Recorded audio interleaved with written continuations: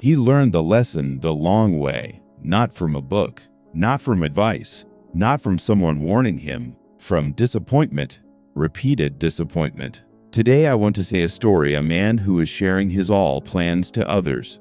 Once in a village there was a man named Lucas. He believed that transparency was strength. He thought being open about his ambitions made him accountable. That saying things out loud locked them into reality. So whenever an idea sparked, he shared it. Not loudly, not arrogantly, just honestly. Lucas was the kind of person people liked. He listened. He encouraged others. He spoke with excitement when something mattered to him. And because of that, people listened when he talked about his future. They nodded. They asked questions. They gave opinions, and Lucas mistook that attention for progress. Lucas didn't notice when things began slipping. It didn't happen all at once.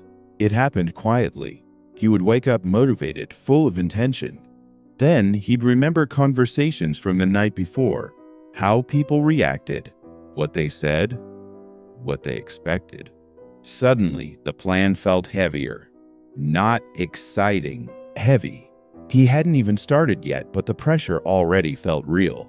And pressure does strange things to unfinished ideas. Lucas noticed a pattern.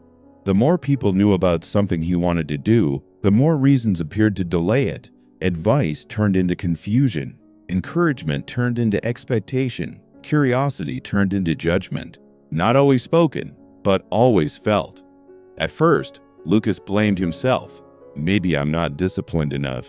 Maybe I overthink too much. Maybe I'm not cut out for this. But deep down, he knew something else was happening. One night, Lucas sat alone in his kitchen, lights off except for the street lamp outside.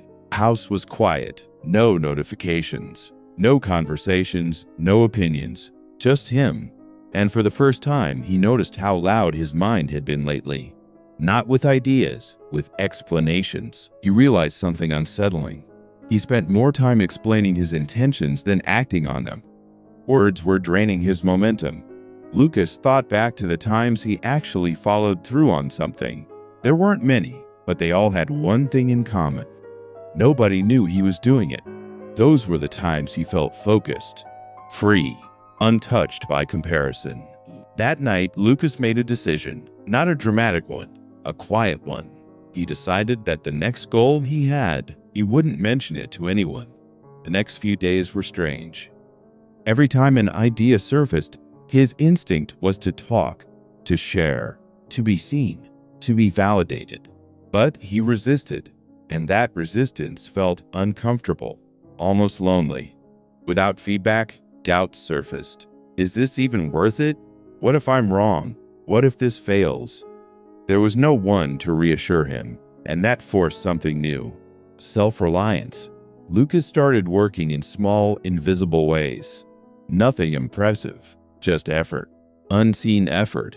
He didn't feel confident. He felt exposed. Because when you don't tell anyone what you're doing, failure has nowhere to hide. But something unexpected happened. Because no one knew, quitting felt harder. There was no story to explain, no excuse to tell, only himself. Days passed, then weeks. Lucas noticed his energy stayed intact. The excitement didn't fade like it used to, because he hadn't spent it on conversations. He became more selective with his words, not guarded, intentional. When people talked about their plans, Lucas listened.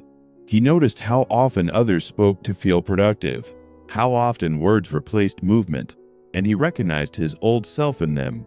Lucas didn't judge. He understood. Silence began to shape his behavior. Without outside voices, he moved at his own pace. Slow, steady, undisturbed. One afternoon, someone asked him directly, "So, what are you working on these days?" Lucas paused, not because he wanted to sound mysterious, because he didn't feel the need to explain. Just focusing on a few things, he said, and that was the truth. The absence of attention made space for discipline. Without praise, effort became the reward. Lucas learned that unfinished ideas are sensitive. They need time to develop. When exposed too early, they bend under opinions. He also learned something else. Not everyone wants you to succeed, not out of jealousy, but because your growth challenges their comfort. Silence avoids unnecessary resistance. Months later, change became visible, not in a dramatic reveal, in behavior, in consistency, in confidence that didn't need explanation. People noticed. They always do. But Lucas didn't announce anything. He let curiosity build on its own. Someone once asked him, "How did you manage to stick with it this time?" Lucas thought for a moment, then said, "I stopped talking about it. The truth is simple. Plans are ideas. Ideas need protection. Silence is protection." Lucas didn't stop communicating. He stopped leaking energy. He learned that when you speak less, you listen more. Explain less, you execute more. When you announce less, you surprise more. If this story feels close to home, that's because it is. Most people don't fail because they lack ambition. They fail because they expose it too soon. You don't owe anyone your blueprint. You don't need permission to grow. You don't need applause at the starting line. Build quietly. Let your discipline speak. Let your results interrupt the noise. Because the strongest transformations happen away from attention. And the plans that survive silence are the ones strong enough to become reality. That's why you don't share your plans with others.